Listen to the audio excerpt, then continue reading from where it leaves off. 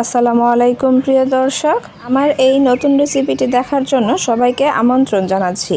আমার আজকের রেসিপি কাঁচা আমের জেলি। এটা আমি আগার আগার অথবা কর্নফ্লাওয়ার অথবা জেলেটিন পাউডার ছাড়াই তৈরি করে দেখাবো। শুধুমাত্র নামমাত্র উপকরণ দিয়ে এই জেলি তৈরি করে নিতে পারবেন। তো কিভাবে তৈরি করবেন আমার এই রেসিপিটি প্রথম থেকে শেষ পর্যন্ত দেখলে নিজেরাই পারবেন ঘরে তৈরি করে নিতে এই জেলি।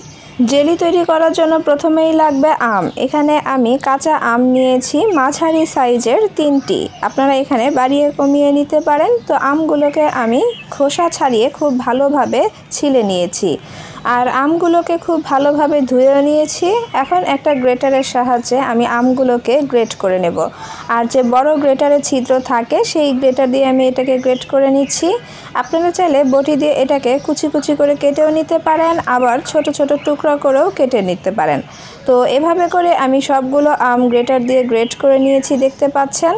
এখন আমি একটি পাত্রে এই আমগুলোকে মেপে তারপরে উঠিয়ে নেব। এর জন্য আমি একটি মাপার যে কাপ থাকে সেই কাপ নিয়েছি। আপনারা যে কোনো কাপ দিয়ে এটাকে মেপে নিতে পারেন, কিংবা ছোট বাটি দিয়েও এটাকে মেপে তারপরে সেটার পরিমাপ করতে পারেন। তো আমি এই কাপ দিয়ে প্রথমে 1 কাপ দিয়ে দিচ্ছি, তারপরেটা এরকম উঁচু করে 1 কাপ হয়ে যাবে।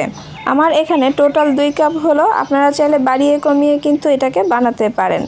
তো আমি এখানে 2 কাপ উঁচু করে আম নিয়েছিলাম। এখন এর মধ্যে আমি অ্যাড করে দিচ্ছি ডাবল পানি, মানে 2 কাপ আমের জন্য 4 কাপ পানি আমি অ্যাড করে দিচ্ছি। আপনারা যে যতটুকু বানাবেন তার অনুযায়ী ডাবল পানিটা এখানে অ্যাড করে দিবেন। তো এটাকে আমি এখন সরাসরি চুলায় বসিয়ে দিয়েছি। এখন এটাকে ঢাকনা দিয়ে ঢেকে দেব একটি বলক আসার জন্য। আর এ পর্যায়ে চুলার আঁচ হাই ফ্লেমে রেখে আমি একটি বলক আসার জন্য অপেক্ষা করব। তো একটি বলক চলে এসেছে, দেখতে পাচ্ছেন। এখন আর ঢেকে দেব না, তাহলে আমগুলো একেবারেই গলে যাবে। এখন চুলার আঁচ মিডিয়াম করে ঘড়ি ধরে 5 থেকে 6 মিনিট এটাকে রান্না করে নিলেই সুন্দরভাবে এটা রান্না হয়ে যাবে, মানে আমের যে গুণাগুণ তার সব পানির মধ্যে চলে যাবে। তো এটাকে আমি রান্না করে নিয়েছি। এখন এটাকে নামিয়ে একটি ছাঁকনির মধ্যে ছেঁকে নেব। আম সিদ্ধ করার পর যে পানিটা হয়েছে আমাদের সেই পানিটাই লাগবে। আর এর উপরে যে আমটা রয়ে গেছে এটা দিয়ে আপনারা যে কোনো আম ভর্তা অথবা চাটনি অথবা আচার তৈরি করে খেতে পারেন, আবার শরবত তৈরি করেও কিন্তু এটাকে খেতে পারবেন। তো এই আমের যে পিউরিটা সেটা আমাদের দরকার নেই, আমাদের লাগবে পানি। তাই আমি এই আমের পিউরি থেকে পানিটাকে খুব ভালোভাবে এখন ছেঁকে নিয়েছি। আমের পিউরিটাকে আমি অন্য কিছু তৈরি করব, এর জন্য আমি এটাকে আলাদা রেখে দিচ্ছি। আর এখানে আমি পানি নিয়েছি মোট 2.5 কাপ হবে।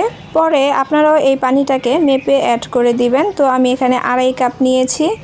এখন এর মধ্যে অ্যাড করে দিচ্ছি চিনি। 2.5 কাপ পানির জন্য এখানে আমি 2 কাপ চিনি দিয়েছি।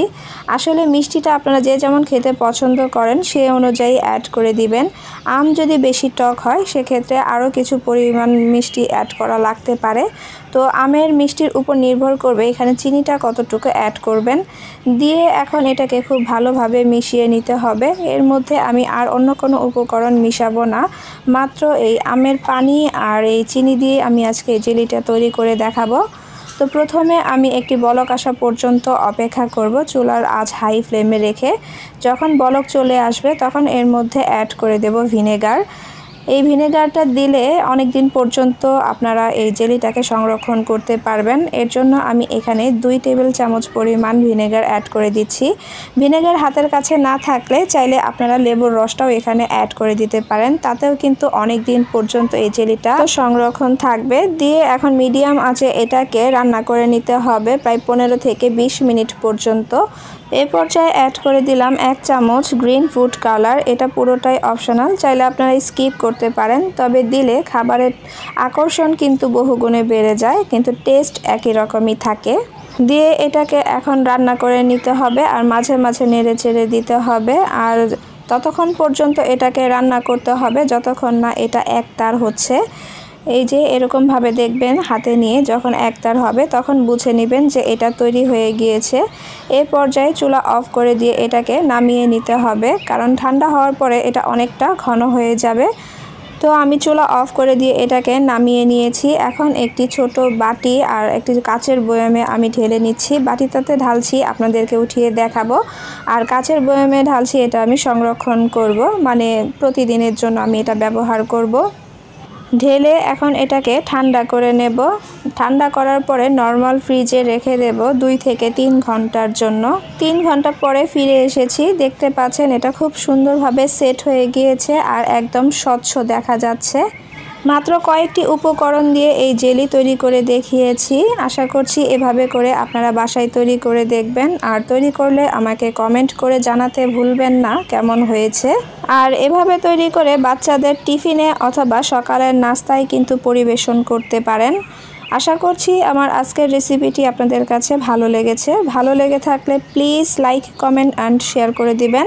আর আমার চ্যানেলে নতুন হলে চ্যানেলটি সাবস্ক্রাইব করে পাশে থাকবেন। সবাই ভালো থাকবেন। আল্লাহ হাফেজ।